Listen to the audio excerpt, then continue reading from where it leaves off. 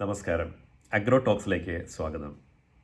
കൊടുങ്ങല്ലൂരിലെ ഒരു കർഷക കുടുംബത്തിൽ ജനിച്ച് 1981 മുതൽ വെസ്റ്റേൺ ഓസ്ട്രേലിയയിലെ പെർത്തിൽ താമസിക്കുന്ന പ്രശസ്ത agricultural scientist professor doctor Kadambot സിദ്ദിഖാണ് ഇന്ന് നമ്മുടെ അതിഥി.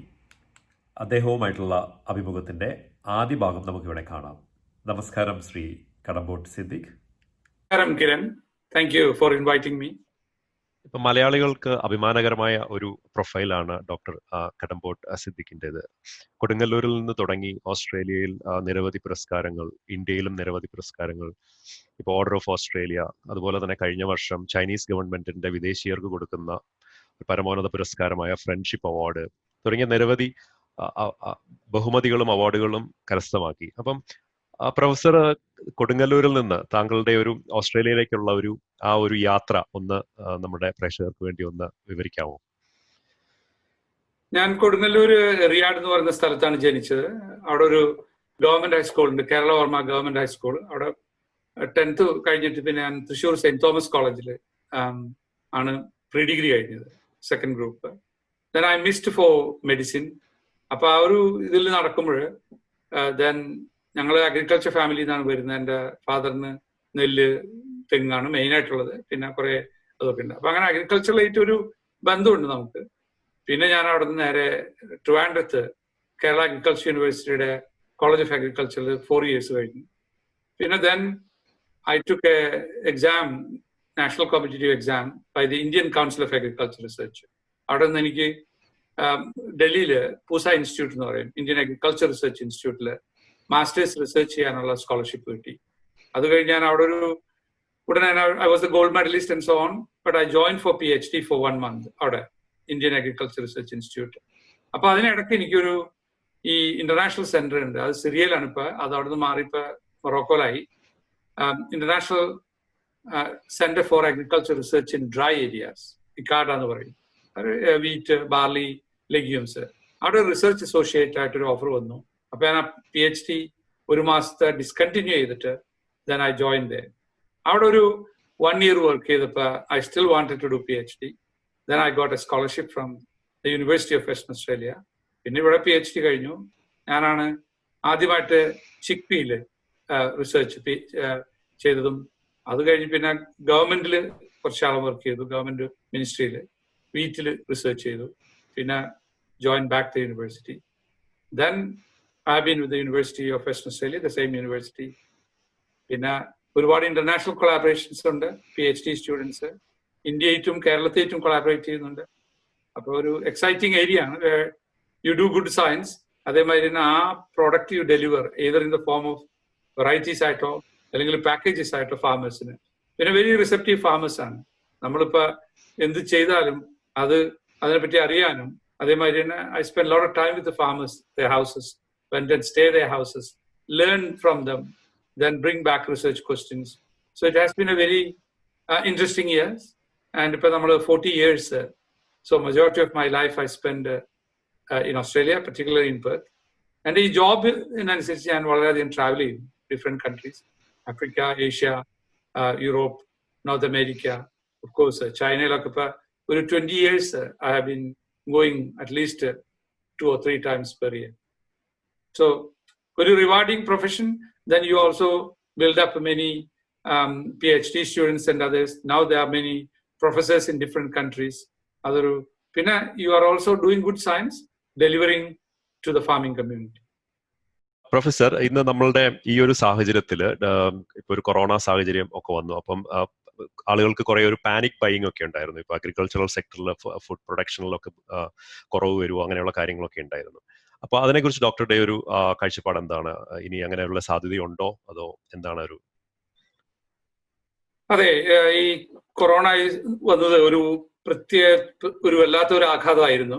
അത് സഡൻ ഷോക്ക് ആയിരുന്നു. അപ്പൊ ആർക്കും അത് പ്രിപ്പയർ ചെയ്യാനുള്ള ഒരു സമയം കിട്ടിയിരുന്നില്ല. പിന്നെ ഡെവലപ്മെന്റ്സ് കാര്യമായിട്ട് വന്നു. പിന്നെ ഗവൺമെന്റിന്റെ ഒക്കെ ഫോക്കസ് അധികവും മെഡിക്കൽ ഇഷ്യൂസിലായിരുന്നു.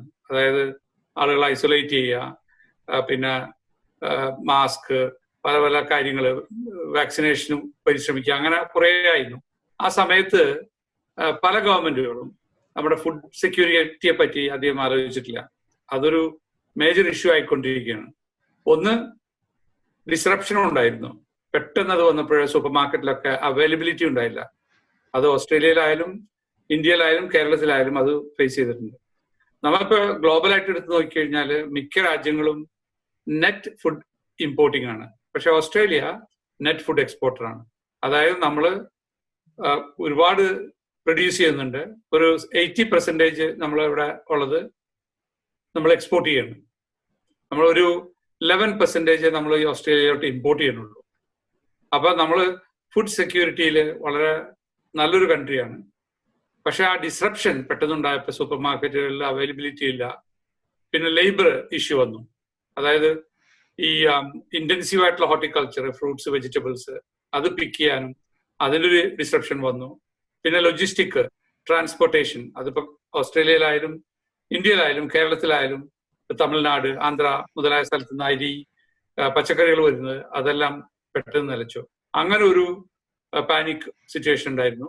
പിന്നെ ചില രാജ്യങ്ങൾ, ഫോർ എക്സാമ്പിൾ വിയറ്റ്നാം, കസാഖിസ്ഥാൻ, അവരൊക്കെ എക്സ്പോർട്ട് ബാൻ ചെയ്തേക്കാണ്. Rice, wheat for up to September.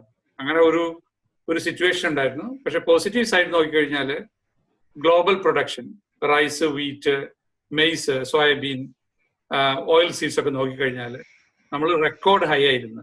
അതായത് പ്രീവിയസ് ഹാർവസ്റ്റ് 2018-2019 ഹാർവസ്റ്റില്. ഇപ്പൊ ഇന്ത്യ തന്നെ എടുത്ത് നോക്കിക്കഴിഞ്ഞാൽ ഇന്ത്യ എടുത്ത record is coming to 292 million tons of grain. Never India has achieved that. അപ്പൊ അങ്ങനെയൊക്കെ നോക്കുമ്പോൾ നമുക്കൊരു ഷോക്ക് പെട്ടെന്ന് ഉണ്ടായിട്ടില്ല. എങ്കിലും നമ്മൾ വളരെ കാര്യമായിട്ട് ഇതിനെപ്പറ്റി ശ്രദ്ധിക്കേണ്ട സമയമാണ്. നമുക്ക് വേറൊരു ചോദ്യത്തിലേക്ക് കിടക്കുവാണെങ്കിൽ, ഇപ്പൊ കൊറോണയുടെ ഒരു സാഹചര്യമൊക്കെ വിട്ടിട്ട് ജനറലി നമ്മൾ മലയാളികൾ ഇപ്പൊ ഓസ്ട്രേലിയയിലേക്ക് കുടിയേറിയവർ പലരും കാർഷിക പാരമ്പര്യമുള്ള കുടുംബത്തിൽ നിന്ന് വന്ന ആളുകളായിരിക്കും.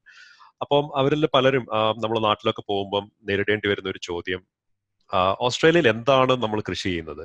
അപ്പം എന്തൊക്കെയാണ് സാധാരണ ആളുകൾ കേട്ടിരിക്കുന്നത്? ആപ്പിൾ, ഓറഞ്ച് തുടങ്ങിയ സാധനങ്ങൾ, ചിലപ്പോൾ വീറ്റ് കേട്ടിരിക്കാം. അപ്പൊ എന്തൊക്കെ കൃഷികളാണ്? ഓരോ സ്റ്റേറ്റ് വൈസ് ഡിഫറൻസ് ഉണ്ടെന്ന് മനസ്സിലാക്കുന്നു. അപ്പോൾ ഓരോ സ്റ്റേറ്റ് വൈസ് പറയുകയാണെങ്കിൽ ഓസ്ട്രേലിയയിൽ പ്രധാനമായിട്ടും എന്തെല്ലാം കൃഷികളാണുള്ളത്? അത് നല്ലൊരു ക്വസ്റ്റ്യൻ ആണ്. ഓസ്ട്രേലിയ ഭൂഖണ്ഡം എടുത്തു നോക്കിക്കഴിഞ്ഞാൽ എല്ലാവിധ ക്ലൈമറ്റുകളും ഉണ്ട്. ഏറ്റവും നോർത്തിൽ പോയി കഴിഞ്ഞാൽ റിയൽ ട്രോപ്പിക്കൽ, സബ് ട്രോപ്പിക്കൽ, പിന്നെ ഡെസേർട്ട് നടുക്കല്, പിന്നെ നോക്കിക്കഴിഞ്ഞാൽ ടെമ്പറേറ്റ് കൺട്രി. അതിപ്പോ ടാസ്മാനിയ ഒക്കെ എടുത്തു കഴിഞ്ഞാൽ എക്സ്ട്രീം കോൾഡ്. അപ്പൊ അത് നോക്കിക്കഴിഞ്ഞാൽ ലോകത്തിലുള്ള എല്ലാവിധ കൃഷികളും ഓസ്ട്രേലിയയിൽ ചെയ്യാം. അപ്പൊ ട്രോപ്പിക്കൽ ഫ്രൂട്ട്സ് മുതൽ ഏറ്റവും ഇതായിട്ടുള്ള ബെറീസും ഈ ചില്ലിങ് റിക്വയർമെന്റ് ആയിട്ടുള്ള ഫ്രൂട്ട്സും ഒക്കെ ഉണ്ടാക്കും. നോക്കിക്കഴിഞ്ഞാൽ ഓസ്ട്രേലിയയിലത്തെ അഗ്രികൾച്ചറിനെ ഒരു 3ആയിട്ട് ഡിവൈഡ് ചെയ്യാം. ഒന്ന്, ഈ ട്രോപ്പിക്കൽ ക്രോപ്സ് നമ്മുടെ കേരളത്തിലുള്ളതുമായി അവക്കാഡോ, മാംഗോ, ചക്ക, ഷുഗർ കെയിൻ, റൈസ്, ഇതൊക്കെ നോർത്തേൺ ക്വീൻസ്ലാൻഡ്, നോർത്തേൺ ടെറിട്ടറിയില്, നോർത്തേൺ ന്യൂ സൗത്ത് വെയിൽസിൽ ഉണ്ടാവും. അതേമാതിരി തന്നെ വെസ്റ്റേൺ ഓസ്ട്രേലിയയിലെ north Ord river irrigation area. പിന്നെ നമ്മൾ കുറച്ചും കൂടി ഇങ്ങോട്ട് വന്നു കഴിഞ്ഞാൽ ഒരു സബ് ട്രോപ്പിക്കൽ റീജിയൻ, ഇപ്പൊ നമ്മുടെ ബാംഗ്ലൂർ, അതേമാതിരി ആന്ധ്രാപ്രദേശ്, അതേമാതിരിയുള്ള. അത് കഴിഞ്ഞ് താഴോട്ട് വന്നു കഴിഞ്ഞാൽ അത് California, Argentina, parts of United States മാതിരി. അപ്പൊ വീറ്റ് ആണ് നമ്മുടെ major crop. Wheat, then followed by barley, oats, ഇങ്ങനെ ധാന്യങ്ങളിൽ. പിന്നെ നമുക്ക് ഓയിൽ സീഡ്സ്, കനോള, പിന്നെ പൾസസ്, ഇപ്പൊ chickpea, lentils, faba bean, field peas. പിന്നെ നമ്മുടെ sheep industries well advanced in Australia, both for wool and meat. പിന്നെ നമ്മുടെ beef industry very large, probably second in the world. അത് മെയിൻലി എക്സ്റ്റെൻസീവ് സിസ്റ്റമാണ്, range ലാൻഡ്സും northern ഏരിയയിൽ. പിന്നെ നമ്മുടെ dairy industries also well advanced, അത് more close to the coastal area. പിന്നെ other fruits and vegetables, big vegetable industry, carrot, cauliflower, broccoli, potatoes, all those kind of things. So in general, the agriculture industry at a peak period is a $60 billion worth industry. So government has an ambitious plan, Australian government has an ambitious plan to take it to 100 billion industry. But last year, 2 years, another drought വന്നു, bush fire ഉണ്ടായിരുന്നു. അപ്പൊ നമ്മുടെ industry protracted down to ഒരു $49 billion.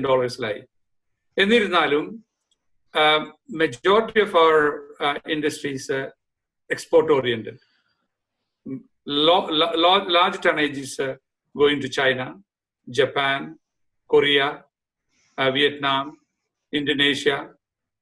Traditionally, നമ്മൾ യൂറോപ്പിലോട്ടും USA-ലോട്ടാണ് export ചെയ്തിരുന്നത്. For the last 10-15 years, the market is coming from Asian countries. But still, Europe and United States is a very important market. പിന്നെ അത് ഒരു കാര്യം ഞാൻ പറഞ്ഞില്ലത് wine industry is well advanced. For example, ഒരു 10 years ago നമ്മുടെ wine industry was $100 million industry ആയിരുന്നു. ഇന്ന് അത് $2.82 billion. Of that, about 1.8 billion goes to China. So you can see, globally നോക്കിക്കഴിഞ്ഞാൽ ജനങ്ങളുടെ ഫുഡ് ഹാബിറ്റ് ചേഞ്ച് ചെയ്തു, ഇൻകം ചേഞ്ച് ചെയ്തു. For example, Indonesia traditional ആയിട്ട് ഒരു റൈസ് കൺസ്യൂമിങ് കൺട്രിയാണ്. അവിടെ ഇപ്പൊ നമ്മളൊരു 4 to 5 million tons of wheat export ചെയ്യുന്നുണ്ട്. എന്തുകൊണ്ട്? Indonesian started eating noodles and wheat based products. അതപ്പോ ഇൻകം മാറുന്നതോറും, ഇൻകം കൂടുന്നതോറും the sophistication in the food consumption changes, restaurants വരുന്നു, whole habit is changing. So Australia is a important agricultural country where നമ്മൾ market study ചെയ്തിട്ട് അങ്ങോട്ട് quality products വെക്കുന്ന ഒരു രാജ്യമായി മാറിക്കൊണ്ടിരിക്കുകയാണ്.